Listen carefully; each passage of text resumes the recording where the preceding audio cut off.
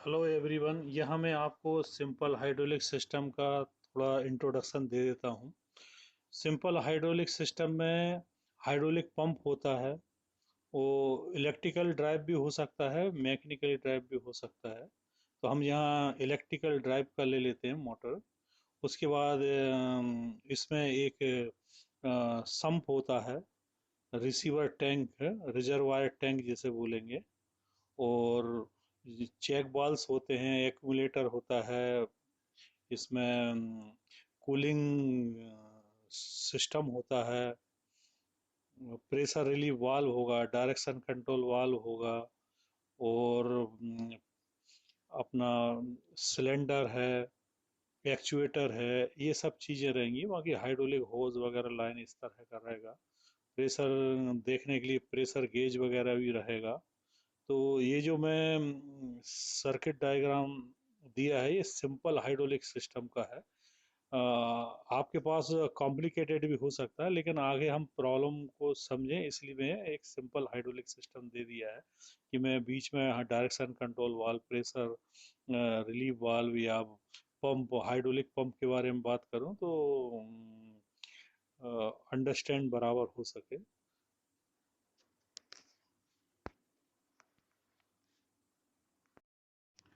Hello everyone, यहाँ मैं आपको सिंपल हाइड्रोलिक। तो नमस्कार जी।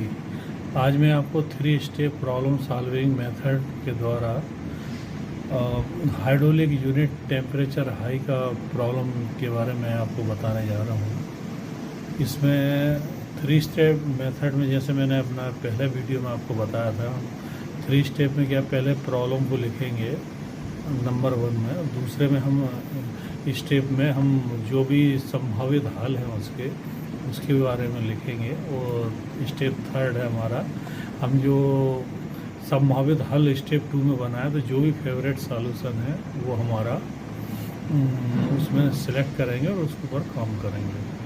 तो यहाँ स्टेप 1 में राइट डाउन और प्रॉब्लम, तो इसमें हमारा हाइड्रोलिक यूनिट टेम्परेचर हाई है। इसमें एक थिंक का ऑप्शन है, हमें अपने आप सोचना है क्या प्रॉब्लम हो सकती है। स्टडी की ज़रूरत है, स्टडी करेंगे। कंसल्ट की ज़रूरत है, कंसल्ट करेंगे।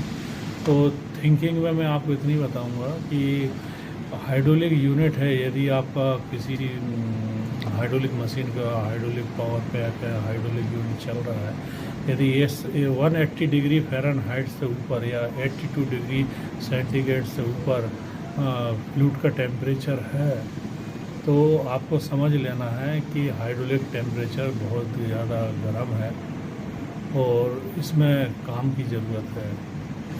इसमें टोटल यदि आप करेंगे तो क्या होता है, जैसे पंप है, वाल्व है, और जो भी लाइन वगैरह है, एक्चुएटर्स हैं, इनका सबका कंट्रीब्यूशन होता है हीट को बढ़ाने में। तो हमें देखना है, मैं एक फार्मूला आपको बता देता हूँ, उससे आप कैलकुलेट कर सकते हैं। जैसे आपका मान लीजिए 100 किलोवाट का मोटर लगा हुआ है या 100 किलोवाट कैपेसिटी है, तो अब ये मान लीजिए 75% ही हम उसकी जो एनर्जी है वो हाइड्रोलिक पावर में यूज कर पाएंगे, और 25% जो एनर्जी है वो हीटिंग में ही जाती है। तो इसमें फार्मूला ये है कि किलोवाट इक्वल टू लीटर पर मिनट, उसमें मल्टीप्लाई कर देंगे टेम्परेचर डिफरेंस का, इनलेट आउटलेट का, जो हीट एक्सचेंजर के इनलेट आउटलेट का जो टेम्परेचर होगा, इनलेट में कितना आ रहा, आउटलेट में कितना जा रहा हो, जो डिफरेंस होगा उसका उसमें मल्टीप्लाई करके 34.5 से डिवाइड करेंगे तो देखेंगे कितना आता है। उस हिसाब से हम जज करेंगे कि हमको 25% से ऊपर आ रहा या कम आ रहा है। यदि ऊपर आ रहा है, जैसे 26 किलोवाट आ रहा है, तो हमारा सिस्टम बराबर काम नहीं कर रहा है, कहने को कुछ प्रॉब्लम है, हमको उसमें काम करना पड़ेगा। जैसे मैं आपको एग्जांपल, मान लीजिए आपका हीट एक्सचेंजर का आपने टेम्परेचर डिफरेंस 4 डिग्री ले लिया है, और हीट जो उसका ऑयल है वो फ्लो आपने 90 लीटर पर मिनट ले लिया है। तो ये मान लीजिए कि इसमें यदि आप फार्मूले में डालेंगे तो लगभग 10 किलोवाट करीब आएगा। उसमें यदि 100 किलोवाट का मोटर लगा हुआ है, तो इसका मतलब 10 किलोवाट उसमें पावर लॉस हो रहा है। तो इसका मतलब सिस्टम हमारा कोई समस्या नहीं है, सिस्टम सही चल रहा है। ये दूसरी तरफ हम ये देखें कि 10 डिग्री सेंटीग्रेड टेम्परेचर डिफरेंस आ रहा है और मान लीजिए 90 लीटर पर मिनट हमारा फ्लो है। इस हिसाब से यदि हम कैलकुलेट करें तो 26 आ रहा है। 26 क्या है, हमारा 25% से ज़्यादा है, 25 तक तो होता है। तो इस हिसाब से इसका मतलब इसमें कुछ ना कुछ प्रॉब्लम है। अच्छा, हाई हीट होना मतलब बहुत ही पावर पैक के लिए नुकसानदायक है। यदि हीट हो रहा है तो बंद करके उसका कारण को खोज के दूर करना है।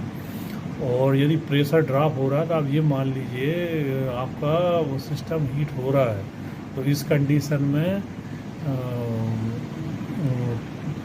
उसको सिस्टम को बंद करके वो क्या प्रॉब्लम है उसको ढूंढें। इसमें तो थिंकिंग में मैं इतना ही बताना चाहूँगा कि आप थोड़ा इस तरह से आप सोच लें कि इसमें कंट्रीब्यूटर क्या क्या होते हैं। प्रेशर रिलीव वाल्व होगा, एक्चुएटर्स हो सकते हैं। और जब भी कोई हाइड्रोलिक सिस्टम का फ्लूइड हीट होता है या सिस्टम हीट होता है तो उसमें मुख्य कारण होता है कि सिस्टम ओवरलोड भी हो सकता है, और जो फ्लूइड की विस्कोसिटी है वो ज़्यादा या कम है, ज़्यादा है, बहुत ज़्यादा है या कम है। इंटरनल लीकेज भी हो सकते हैं, कंटामिनेशन भी हो सकता है, पुअर रिजर्वायर कैपेसिटी हो सकती है कि जो रिजर्वायर है उसकी कैपेसिटी बहुत कम है, जो टैंक है उसकी कैपेसिटी कम है।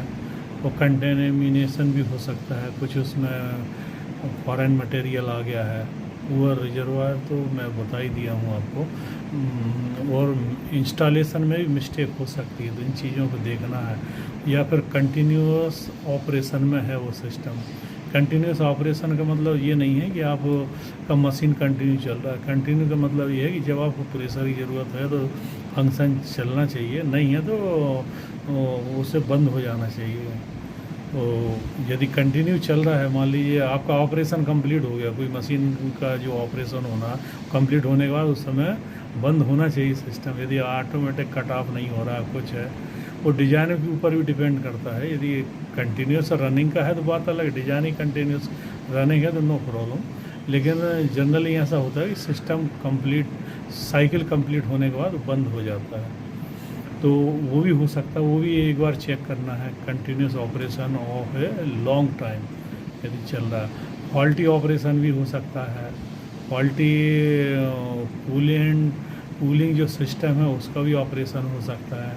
कोई चीज़ डैमेज भी हो सकता है, या रॉन्ग सिलेक्शन ऑफ कंपोनेंट भी हो सकता है, कंपोनेंट वो गलत सिलेक्ट कर लिया है।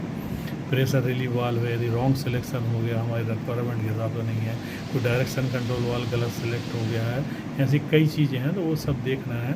जो हमारे सर्किट में है वो स्पेसिफाइड ही आइटम होना चाहिए, तो इस चीज़ को भी आप देख लीजिए।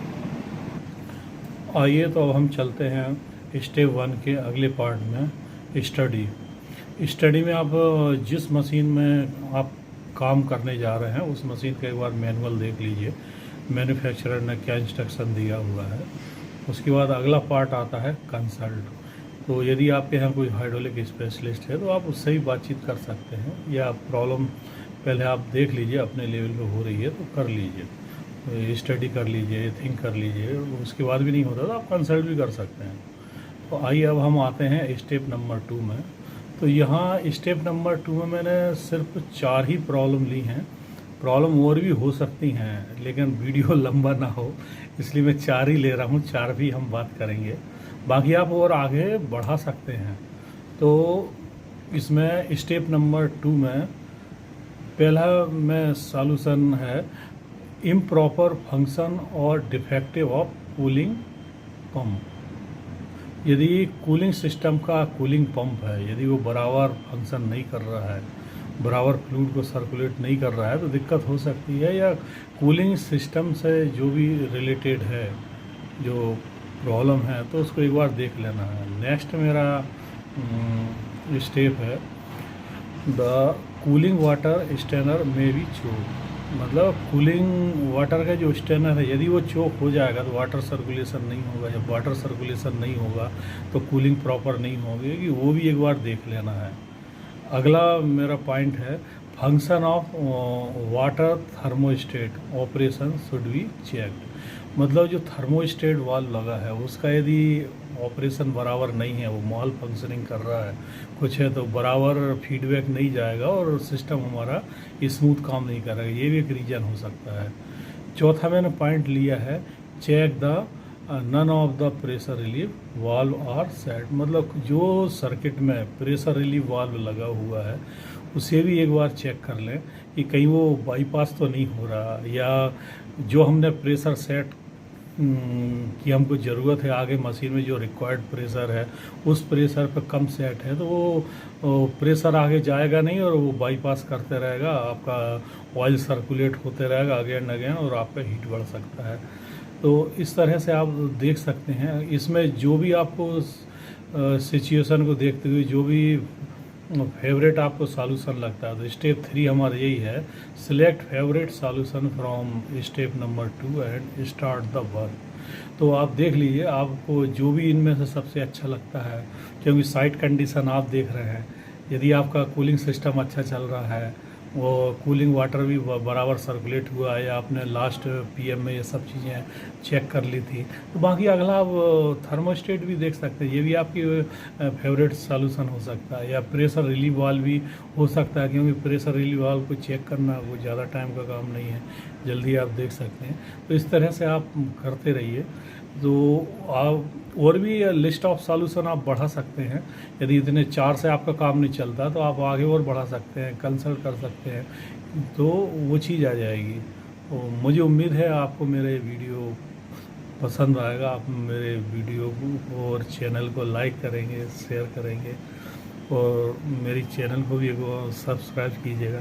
Thank you very much.